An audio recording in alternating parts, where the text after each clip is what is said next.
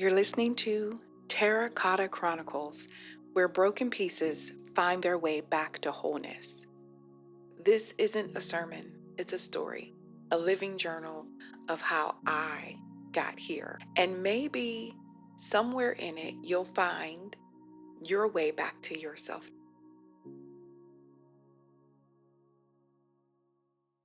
Wow, that was a lot to move through. And if you picked up on it, you probably felt it was difficult for me. It took me 3 days and a few retakes just to get that out. It was more about getting to a place where I could say it and stand in it. Even though I was revisiting something that I'd already healed from, going back into that space, it really takes something out of you, right? I actually ended up in the ER. Dehydration was the diagnosis, but I was having chest pains and I couldn't ignore the timing of that because I was working through those episodes at the same time. And honestly, I didn't like looking at that version of myself, that 23-year-old version of me that allowed herself to be manipulated. But I had to find compassion for her because without that, I can't fully claim its release. And so I've done the work to shake off that energy. And if you made it through those last 2 episodes, thank you for staying with me. I didn't share that just to tell a story. I'm not a victim. I shared it because there was a lesson in it and I learned it. And I want to be clear about something. I'm not saying any of this because I think I have all the answers. I'm sharing this because I lived it. And my intention here isn't to tell you what your life should mean. It's just to be honest about what my life taught me. You might be thinking, after everything I just shared, that I walked away with distrust towards religion or even God, or that I'm blaming something outside of myself. But it's neither of those, not even close. I take full responsibility for how I ignored my intuition, my guidance, and what I chose in that time. And while it was painful, I don't regret living it. Regret keeps you stuck, and I value my freedom too much to stay there. So I forgave myself. I grew up, and listen, my growth depended on one thing, and it's always been my ability to take responsibility and integrate the lesson. That's it. Because anything else, blaming, holding grudges, trying to control the outcome, it's meaningless.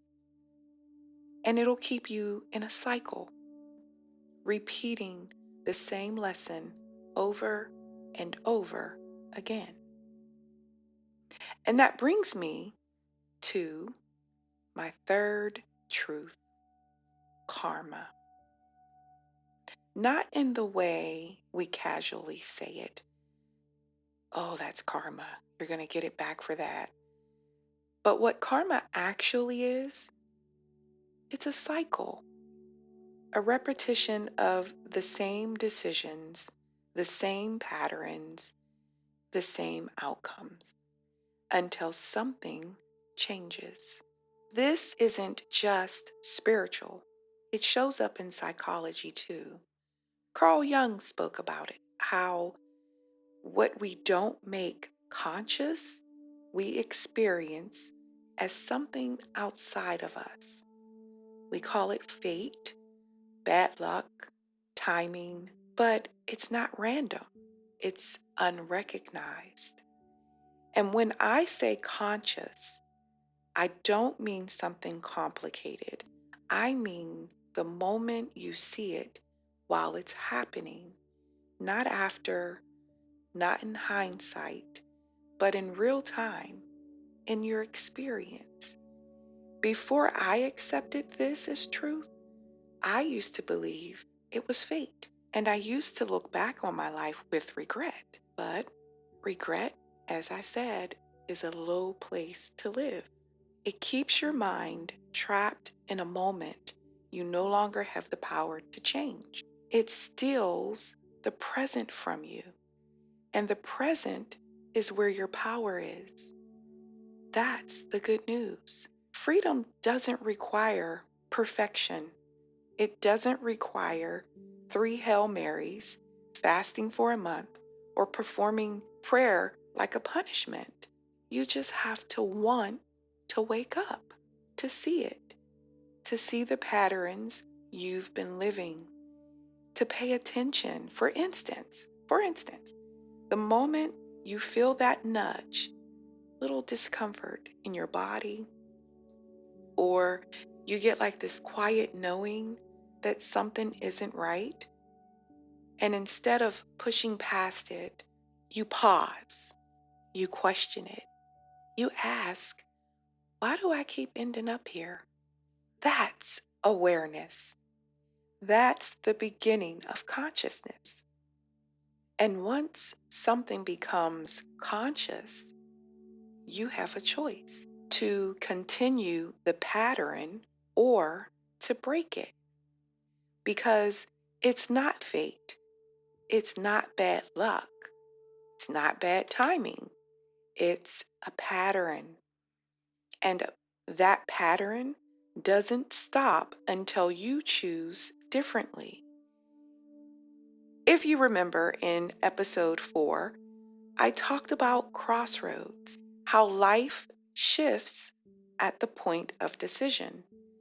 This is that same truth, because every time that pattern shows up, you're standing at a crossroads. And the decision you make determines whether the cycle continues or changes. For me, this went deeper than behavior, because at a certain point, it's not about what you're doing anymore. It's about what in you is choosing it. And I had to sit with that. It's easy to change the surface, what it looks like, right? But it's harder to change what's driving the decisions, the choices. And that's where my work really began. My soul was being asked to learn. This karmic cycle wasn't about punishment, reward. It wasn't about heaven or hell. It was about growth, evolution of the soul. And I had to separate that from what I had been taught, because my mind needed to change. Some of what I learned was keeping me focused in fear instead of freedom. And I needed to be free enough to actually choose differently. There's the good news, because it means nothing about your life is fixed. So let's recap. The first truth: you already know the way. You're guided. You have intuition. The second truth: life shifts at the point of decision. And third, karma is simply a cycle that can be changed when you bring it into your consciousness. And to bring it into consciousness, that starts by listening to your intuition, your inner guidance, then choosing differently based on what you've been guided to choose, and eventually you can break the pattern. So now let's talk about what came next. Before I go any further, I do want to say this. If you're noticing that my timeline isn't linear, or that I still haven't told you my name, what I'm sharing is part of a memoir I started writing a year ago. And I am being intentional with how I tell it. So, names and details, I'm not revealing, not to hide or distort the truth, but to protect it and protect the people in it. You'll get all the juicy stuff when I release the book. Okay, so what came next? A new relationship, a new husband, And this time, I wasn't the same version of myself that I had been before. I was aware of what led me into my first marriage. So I thought I was choosing differently. And in some ways, I was. But what I didn't realize yet was that awareness is only the beginning, because bringing something into consciousness is one thing, but living it is something else. I could see the pattern, I could name it, I could even feel when it was happening, but I hadn't fully learned how to choose differently in those moments. And because of that, I was still creating from the same place. So even though I looked different and it felt different at its core, it was still a lesson, just deeper. And this time, it didn't just show me what I was choosing, it brought me face to face with who I was becoming.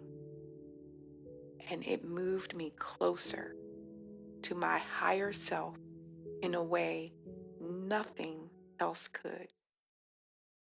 You've been listening to Terracotta Chronicles, and if something in my story resonated with you, if it mirrored your life, your questions, or your own awakening, I hope it reminds you you are not alone. I'm not here to perform or present a polished version of myself. What I'm offering is honesty. And if you choose to stay with me, this story is still unfolding. I'll return with the next part. Be open, be well, and be at peace until we meet again.